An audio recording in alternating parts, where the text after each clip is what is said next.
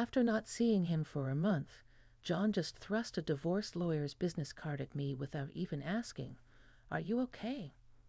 Or, "How are you feeling?" Divorcing a wife who doesn't work? Pay me $1,000 a month as alimony. Sounds good. Take care.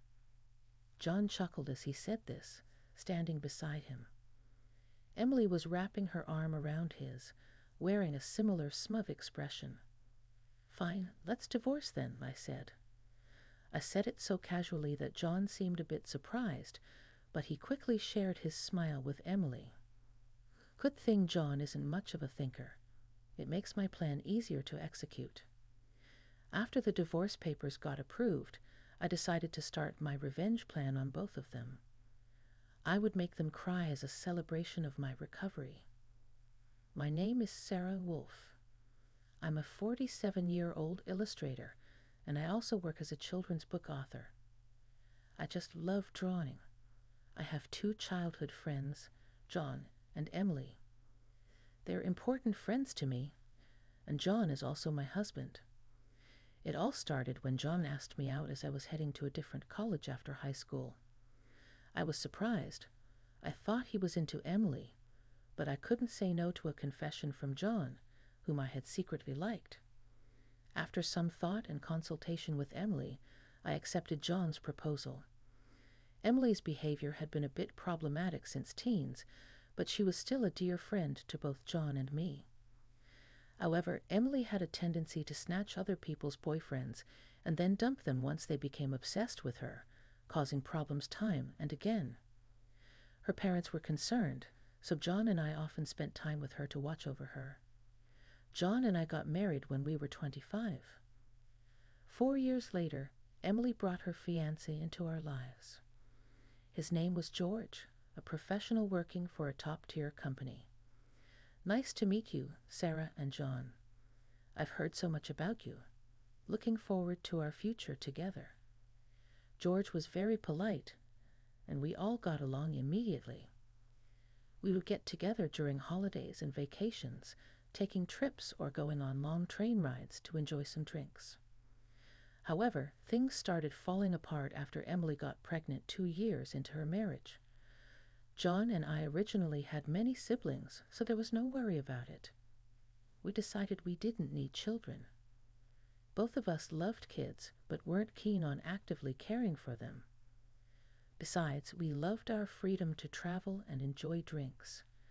We often found it heartwarming to see families with children, but it was never more or less than that. When Emily announced her pregnancy, John's attitude started to change. He quit smoking because Emily said she couldn't stand the smell and even offered to drive her to doctor's appointments using his vacation days. I warned him George might get upset if he was always with Emily, but John argued back, "You have work, don't you? She's our childhood friend, and she's reaching out for help. You're heartless." I said, "I've been buying things and helping where I can, but going with her to the obstetrician is crossing the line." When I said that, John frowned and then glared at me. "Why?" "Because Emily wants it, right? She says she's anxious about the checkup. I can't just let her go alone if she's anxious. All the more reason for George to go with her, right? If you go with her every time, it's almost like you're the father of the baby in her belly. John, you're not going to get pregnant anyway, so what's the problem?" He didn't take my concerns seriously and instead started to snap, saying I was being annoying. We had hardly ever had a fight during our marriage, but things changed when Emily got pregnant. Our arguments increased, and that didn't change even after Emily gave birth. In fact, John started spending even more time with Emily and their child, Emma. But when Emma was 6, an incident occurred related to the attendees of Emma's graduation ceremonies. The day before the graduation, John suddenly started rummaging through the closet. "John, what are you doing? Have a meeting tomorrow." John's workplace had a casual dress code, but there was a rule to wear a suit during client meetings, so he always kept a few suits ready. But they were all thrown on the bed now. Ah, no, just trying to decide what to wear for the graduation ceremony. What? You're seriously thinking of attending the graduation? Yeah, George can't make it. Emily asked me. Wait, that's absurd. No matter how you look at it. I inadvertently raised my voice in denial. Immediately, John's face turned sour. I knew he occasionally picked Emma up from kindergarten, and I had done so myself when asked, yet it was nonsensical for a childhood friend, who wasn't even a biological parent, to attend a graduation ceremony. What, you still doubt me and Emily? I'm disappointed that you can't even help out. That's not the point. Anyway, I'm attending the graduation tomorrow, so iron a shirt properly, John said, and abruptly ended the conversation, leaving me behind, and go into the bedroom. I had no choice but to call Emily. Hello, Emily, about tomorrow. Sorry about tomorrow. I'm borrowing John, but won't George be upset about the graduation attendance? Sarah, what are you talking about? Obviously, I haven't told George that the graduation is tomorrow. I'll tell him after the ceremony. I was shocked to learn that George didn't know about the graduation schedule. Upon further questioning, it seemed that Emily hadn't informed George about any of the kindergarten events so far, and John had been acting as the father at the kindergarten, which made me dizzy with its selfishness. Wait a minute, Emily, isn't that extremely unreasonable? It's disrespectful to George. And just because he's a childhood friend. What's wrong, Sarah? You're scary. Well, see you tomorrow? Wait, Emily. I was trembling with anger at Emily, who unilaterally hung up the phone. Still, in the end, I ironed a shirt, prepared a tie, and the next morning saw John off to Emma's graduation ceremony. Since then, Emily and John started going out more frequently, from once a month to once a week, and then to 3 times a week. Eventually, even George seemed to have some suspicions, and one day while John and Emily were out, he visited our house alone. I'm sorry for visiting you late at night. There's something that's been bothering me. Is it about the 2 of them? Yes, I would like you to take a look at this. George showed me the GPS history he had installed in Emily's car. It showed that she had been staying at a hotel 3 times a week, all of those days she was out with John. Just by looking at George's face, I understood what that meant. What do you want to do, George? I want to take revenge on those 2. Me too. I can't forgive them for betraying us. After all this time, we started planning our revenge on them secretly. First, I started by increasing my income because I had been saving by doing housework and taking care of Emma. My income had drastically decreased. George switched to working from home, and when Emily and John would go out, he would bring Emma to my house, and we would take care of her together. Neither Emily nor John realized that we knew about the relationship, and we were able to gather solid evidence. Once we had collected enough evidence and were ready to take our revenge, we discovered a shocking truth about Emma. George and I struggled with the decision, but we both agreed that we didn't want to hurt Emma, so we decided to wait until she was an adult to take our revenge. However, even though we decided to endure for 10 years, I was struck with a serious illness. I needed long-term hospitalization, and even at best, I wouldn't be discharged for at least 2 years. Although I could work from the hospital room, it was certain that I would have to reduce my workload after informing George about the situation. I consulted John, however. His reaction was no different from when we were making small talk. I'll visit you once in a while, he said. I felt that John no longer had any affection for me, as he didn't even ask about my condition or the name of the disease. In reality, John only visited once a month or once every 2 months. After Emma's 15th birthday, she started acting strangely, becoming distant after visiting almost every day right after I was hospitalized. Neither George nor I could figure out why, and we were puzzled. Even when we asked Emma, she just said, "Don't worry about it." However, we eventually learned the reason from John, who rarely showed up. "Hey, it's been a while," John said, walking in without knocking, completely transformed with a flashy appearance. After not seeing him for a month, John just thrust a divorce lawyer's business card at me without even asking how I was feeling. "Divorcing a wife who doesn't work. Pay me $1,000 a month as alimony." "That's the deal, so take care," John said, grinning from ear to ear. Beside him, Emily wrapped her arms around John with a similar expression on her face. "Fine, let's divorce then," I casually agreed, which seemed to surprise John for a moment, but he quickly exchanged smiles with Emily. It was good that John wasn't the type to think too deeply. That's why my plan worked so well.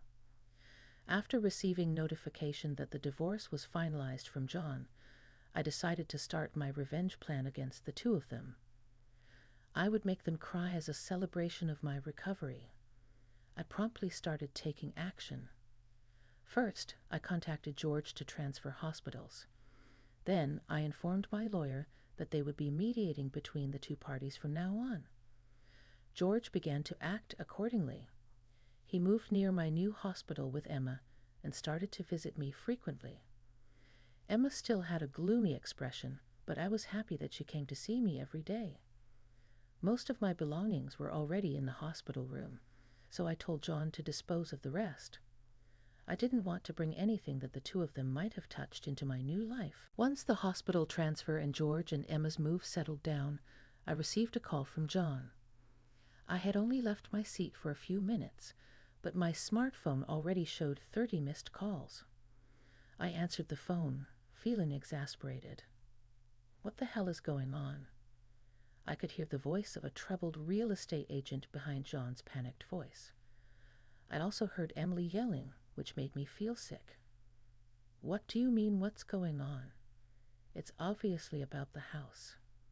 Why do we have to move out?" John shouted, as if it wasn't his fault at all.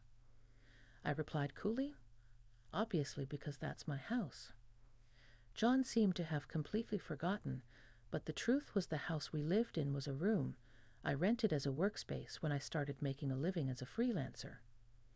At that time, I didn't have enough income to maintain two houses, and John didn't have enough income to live alone, so he moved into my place. Therefore, John had never paid the rent or utility bills for that room. Although I received some money from him for living expenses, it wasn't enough to maintain the place. Unfortunately, that room was already canceled. It was far from the hospital I transferred to, so I processed the cancellation the day after submitting the divorce papers. I didn't inform him because the real estate agent, who knew the situation, said they would contact him. George and Emma suddenly disappeared, and our house was sold. "What are we going to do about our new house?" John asked. "I don't know. Maybe stay in a business hotel for now," I said. As I turned on the speaker and started working, John yelled in frustration, "Don't screw with me." However, he seemed to remember something and started speaking in a more soothing tone. "Well, whatever. When will you transfer the money? We're running low on cash." "What are you talking about?" I asked. "Don't mess around." "I told you to pay $11,000, didn't I?" John demanded. "Oh, I don't recall agreeing to that," I replied. My nonchalant response was met with incoherent screaming from John on the other end of the phone. Apparently, he thought he could get money from me and had been squandering it. Even if he had $11,000 left, how did he plan to get by for the rest of the month? "Hey, don't just stay silent. Say something," John yelled. "There's really nothing to talk about," I retorted, leaving John momentarily dumbfounded. But he soon started yelling again, growing increasingly annoyed. I addressed John in as cheerful a tone as I could muster. "Anyway, we're basically strangers now, so please don't contact me anymore. You'll hear from my lawyer." "Huh? Lawyer? Hey, wait a minute. John said, but I hung up without listening to his response. He tried calling back several times, but I ignored it, and eventually the calls stopped. However, angry that I didn't answer, John started ignoring calls from my lawyer. He certainly had a childish side, but I never imagined he'd be the kind of person who didn't mind causing trouble for others. I sighed deeply at John's selfishness. A few months later, after a temporary discharge from the hospital, I visited John's parents' house. In front of me were John and Emily, both looking small and trembling. "You tell him my parents are a low blow?" John asked. "Oh, I just reported that we got divorced," I said. John glared at me in response, but he shrank back under his father's stern gaze. Actually, I had a great relationship with my in-laws, even visiting and dining with them when John wasn't around. Despite being so well loved, I felt it was wrong not to share the details of our divorce, so I went to visit them. "Is it true that you're remarrying Emily?" I asked. "Yes, it's true," she said. "True. Emily, Emma, and I are going to start over as a family." "What are you talking about? Your only family is Sarah." "She's not my family anymore," John said. His words made his father frown, as if to say, "Give me a break." John shook his head a few times and then handed me a piece of paper. It was a bill from a nearby luxury hotel. "What's this?" I asked. "It's the bill from the hotel we stayed at," John said, acting as if it was obvious. He then suddenly collapsed. "Oh, what the heck?" John's mother said, gasping for breath. "I didn't raise you to be like this." She was met with a look of disbelief from John. Next to him, Emily wore the same expression. "Why are you so angry? It's just that the family is changing because I'm getting married. Plus, you'll have a grandchild. A blood-related one at that. Aren't you happy?" My mother-in-law, looking as if she couldn't believe what she was seeing, glanced at John and then turned her gaze to me. Both my in-laws understood that I didn't want children and still treated me as their own daughter. Of course, they treated Emily, my childhood friend, similarly, but there was always a boundary between a daughter-in-law and a friend. I remembered Emily often complaining about that, so I was certain my mother-in-law wouldn't be happy about this situation, and Emily should have known it too. "You do know, Emma, right? It'll be your grandchild, so you'll be happy, right? It's because she's a child I've known since she was little." "Oh, but half of her blood is from John, right?" Even after all this, Emily, showing no sign of remorse and acting as if she couldn't understand the problem, gave me goosebumps. At that moment, someone who had been silent until now spoke up. "Enough already. It's disgusting." Hot Emma, who had been playing with her smartphone in the corner of the room, spoke to Emily without looking up. The room fell into stunned silence. "My dad is the only one I consider my father, whether we're related by blood or not. He's the only one. But you know, Jan has always been the one to attend your school events. I heard everything from Dad, how he was always informed of the event dates after they were over, how eventually even the events themselves were kept from him. But Dad always said I was his daughter, so I am his daughter, and I will never be yours." Emma glared at Emily as she said this. Then, sitting beside me, she switched to a more concerned tone. "You know, when I found out about this, I thought you would hate me. But Dad said that wasn't the case, so I came here today. Emma, I love you so much. You were so kind to visit me every day while I was in the hospital. I was really happy."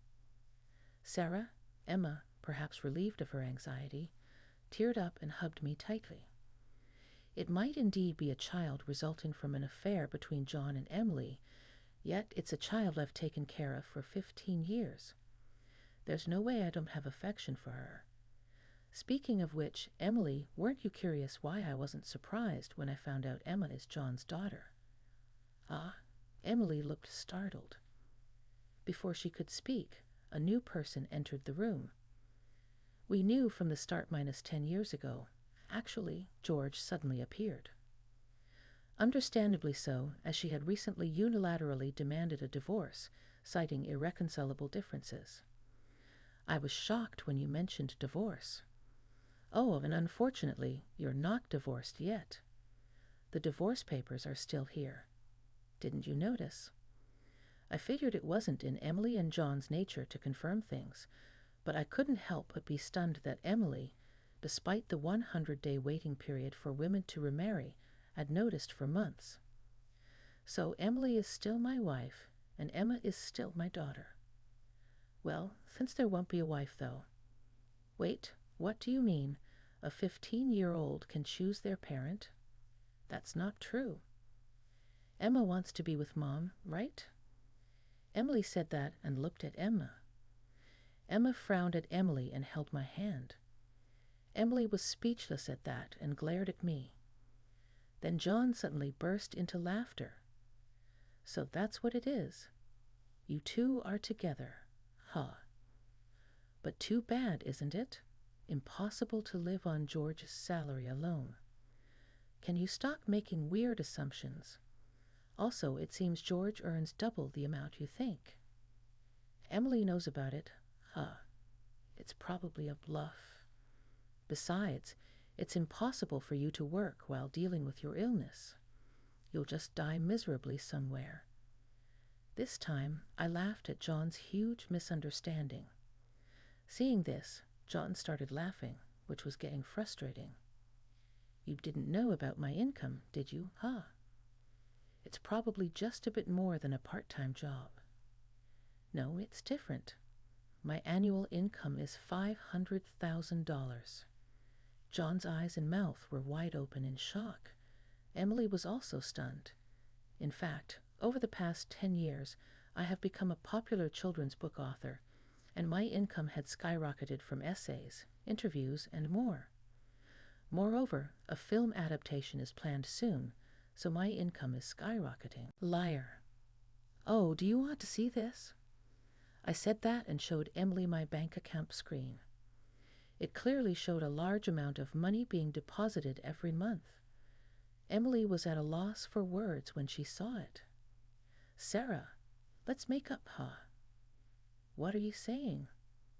Emily was furious at John's words. Blinded by the money, I watched them blankly and then opened my mouth. Well, if you want to get married, feel free. Oh, and I'll definitely take the compensation for damages. Sarah, wait.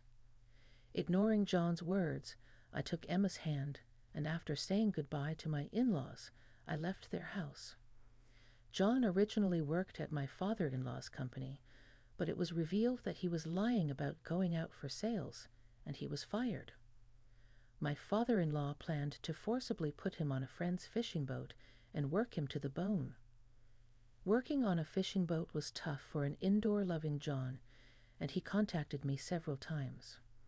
But each time, I notified my father-in-law, and eventually the calls stopped. Emily lost custody to George and got divorced. She seemed uninterested in John, who couldn't afford luxuries and didn't seem to chase after him. She was disowned by her family and lived alone in a rundown apartment. She hadn't worked at all since getting married, and since she had always made others do things for her, she couldn't do anything herself. There were hardly any places that would hire her as a full-time employee. Still, she had to pay for her living expenses and child support, so she worked multiple part-time jobs and barely made ends meet. After entering high school, Emma worked hard every day to study abroad and go to a prestigious university overseas. Being originally diligent, her dream is to translate my picture books and deliver them to children all over the world, which makes me happy. As for me, my picture books are selling well, and I am receiving more and more offers for adaptations and merchandise. My illness is also progressing well, and although I am still hospitalized, my doctor recently told me that I might be able to leave the hospital next year. And one more thing, George and Emma come to visit me every day. Actually, George recently confessed to me with remarriage in mind. I haven't given my answer yet, but I can't help but have feelings for him. He said he wants to live together when I leave the hospital. While thinking about what to answer, I work on my picture books every day, hoping for a happy future for us. I weave stories again today.